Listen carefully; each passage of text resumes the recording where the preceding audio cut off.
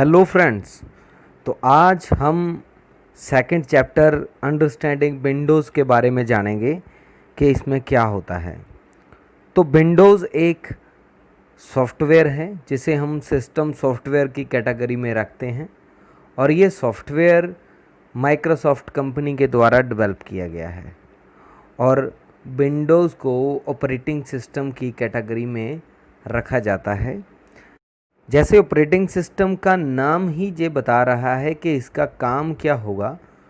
Operating system यानी कि पूरे सिस्टम को जो ऑपरेट करता है उस सॉफ्टवेयर को ऑपरेटिंग सिस्टम बोला जाता है और विंडोज़ भी ऑपरेटिंग सिस्टम में ही आती है।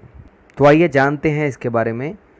सबसे पहले हम आएंगे डेस्कटॉप पे। तो जब हम हमारा कंप्यूटर ऑन करते हैं तो उसके बाद कुछ इस तरह की स्क्रीन हमारे सामने आ जाती है, इसे डेस्कटॉप बोला जाता है और इसमें कंपोनेंट्स हैं कुछ जो हमें दिख रहे हैं इस समय। तो हमने इन सभी को कुछ ना कुछ नेम दे रखा है। तो आइए जानते हैं इन सब के बारे में। तो सबसे पहले हैं आइकन्स। तो ये जो लेफ़्ट साइड पे टॉप पे हैं वो सभी आइकन्स हैं। ये आइकन्स एक शॉर्टकट की तरह होते हैं जिनको क्लिक करने के बाद या डबल क्लिक करने के बाद ओपन करते हैं जब, तो वो डायरेक्टली हम वहाँ पे पहुँच जाते हैं जिनके साथ इनका कोई कनेक्शन होता है। जैसे कि हम चाहते हैं कि हम जो MS पेंट यूज़ करते हैं वो यहाँ से डायरेक्टली ओपन हो जाए, तो हम वो भी यहाँ पे ही रख सकते हैं। तो उसका भी एक आइकन बना लेंगे। तो उसके बाद आता है एक स्टार्ट बटन, बिल्कुल नीचे है ये स्टार्ट बटन। जब हम इस पर क्लिक करते हैं तो ये कुछ इस तरह का स्टार्ट मेन्यू हमारे सामने आ जाता है। तो इसमें जितने भी सॉफ्टवेयर्स हैं, जितने भी प्रोग्राम्स हैं या कुछ मेन इसके फ़ोल्डर्स होते हैं, तो वहाँ पे हम डायरेक्टली पहुँच सकते हैं। और उसके बाद हमें एक एरो टास्क बार दिख रहा है जो कि नीचे वाली तरफ है। तो ये नीचे पूरी एक पट्टी है ब्लू कलर की। तो ये टास्क बार का क्या होता है, जितने भी प्रोग्राम्स, जितने भी सॉफ्टवेयर, जितने भी काम हम कर रहे हैं, सपोज़ करें कि हमारे पास एक पेंट हमने ओपन किया है, साथ में हम सॉन्ग सुन रहे हैं, तो वो इस टास्क बार में हम उनको रख सकते हैं, वो नीचे आएंगे। तो जितने भी प्रोग्राम्स होते हैं वो उनको यहाँ पे रखता है ये। और उसके बाद आता है नोटिफिकेशन एरिया।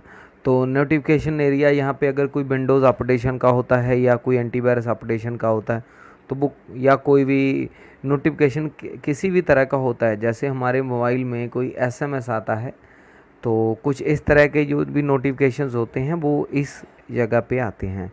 और उसके बाद आ रहा है डेट एंड टाइम। तो इस कॉर्नर पे हमें डेट एंड टाइम शो होता है। यहाँ से हम डेट एंड टाइम देख भी सकते हैं और उनको करेक्ट भी कर सकते हैं। तो उसके बाद हमारा नेक्स्ट टॉपिक आता है सेलेक्टिंग एंड डिसलेक्टिंग आइकन। तो हम आइकन्स को सेलेक्ट कर सकते हैं। जैसे कि आप देख रहे हैं कि हमने यहाँ पे एक आइकन को सेलेक्ट किया, उस पर क्लिक किया है तो वो सिलेक्टेड आइकन हो जाता है, और जिनको हमने सेलेक्ट नहीं किया है वो नॉन सेलेक्टेड आइकन में आते हैं। तो आप स्क्रीन पे देख सकते हैं कि सिलेक्टिंग आइकन और डिसलेक्टिंग आइकन में क्या डिफरेंस है।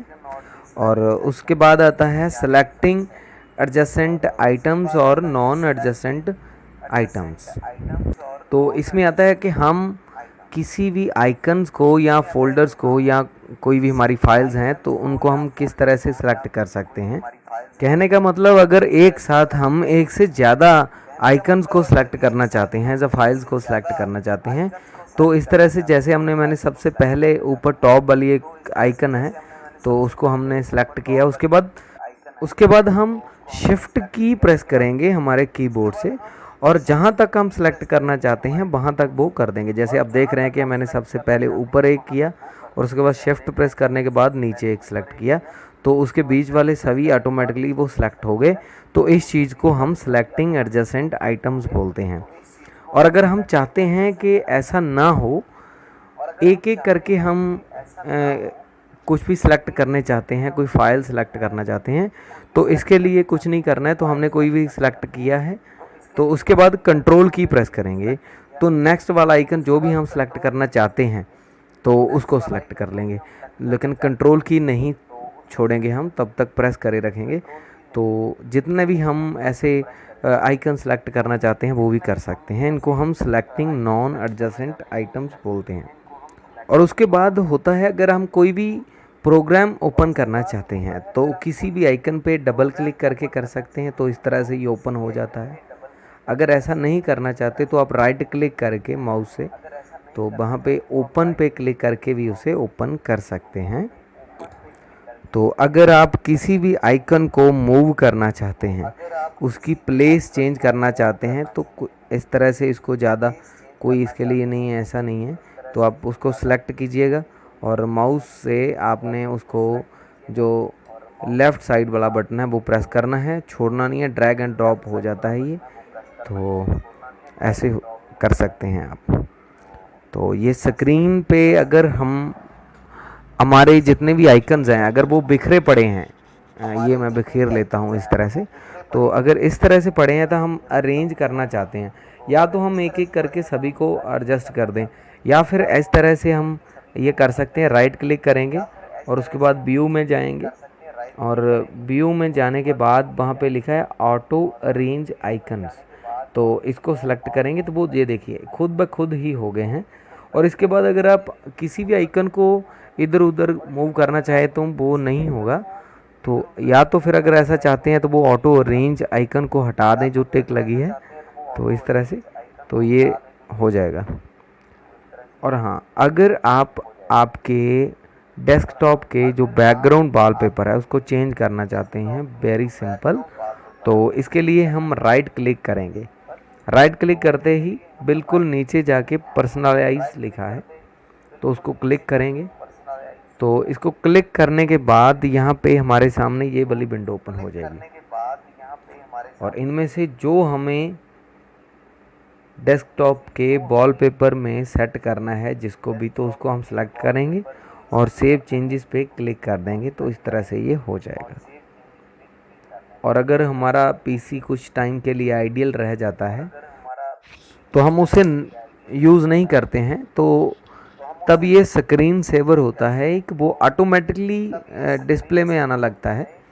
तो इसके लिए हम सेम वही फार्मूला यूज़ करेंगे। राइट क्लिक करेंगे, पर्सनलाइज पे क्लिक करेंगे, और ये देखिए बिल्कुल नीचे नीचे एक कॉर्नर पे राइट साइड बॉटम पे एक स्क्रीन सेवर लिखा है, तो इसको क्लिक करना है, तो ये आप यहाँ पे आ जाएंगे। तो इनमें से जो भी आपको अच्छा लगता है वो स्क्रीन सेवर आप सेट कर सकते हैं, और नीचे जहाँ पे हमने 1 लिखा है तो वो आप चेंज कर सकते हैं। उसका मतलब ये है कि अगर हम 1 मिनट नहीं यूज़ करते हैं हमारे पीसी को या लैपटॉप को, तो उसके बाद ये स्क्रीन सेवर ऑटोमेटिकली आपकी स्क्रीन पे डिस्प्ले होने लगता है। तो अब बात आती है कि हमने अपने पीसी को यूज़ कर लिया और उसके बाद हम इसे स्विच ऑफ कैसे करेंगे, तो उसे बोलते हैं शट डाउन। तो शट डाउन करने के लिए वेरी सिंपल, तो आप ये स्टार्ट बटन पे जाएंगे तो ये आप सामने दिख रहा है शट डाउन, तो इस पर क्लिक करके आप डायरेक्टली शट डाउन कर सकते हैं। तो इस एरो पे क्लिक करने के बाद ये कुछ ऑप्शंस हैं, अगर रीस्टार्ट करना चाहते हैं तो ये ऐसे कर सकते हैं। तो अगर आप चाहते हैं कि लॉक भी कर सकते हैं इसे।